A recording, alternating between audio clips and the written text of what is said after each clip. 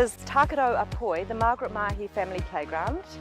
Following the devastating earthquakes of 2010 and 2011, it was identified that play was one of the most important things to bring back into the city, to attract people back into the city and to bring laughter back into the city.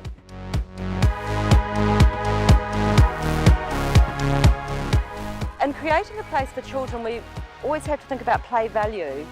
What are the things that will develop a child physically, cognitively, socially, and make sure that we create all of those stimuli, if you like, within the site to build stronger children, build more confident children, to allow children to reach and to overcome their fears and to become more confident adults. And so whenever we design a play space, we always need to be mindful that at its core we need to be imbuing it with a lot of play value. And so in every design decision that's made, we're thinking about how children will interact with this, how it will challenge them physically, how it will stimulate their imaginations, how it will allow for them to interact socially with others.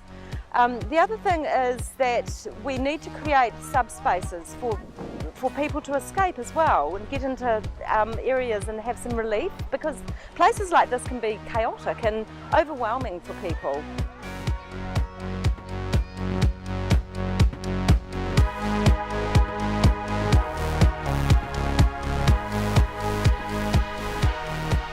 This whole site was laid bare by the effects of the earthquakes. I started by imagining what was involved in creating a new landscape. Within that, I thought about representing the diverse landscapes of Canterbury.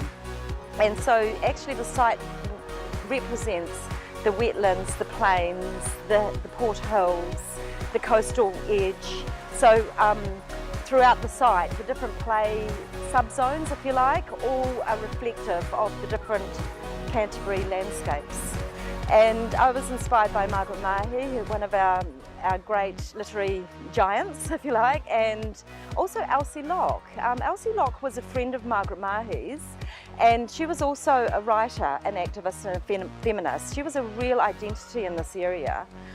And Elsie had a park named in her honour right here on this site.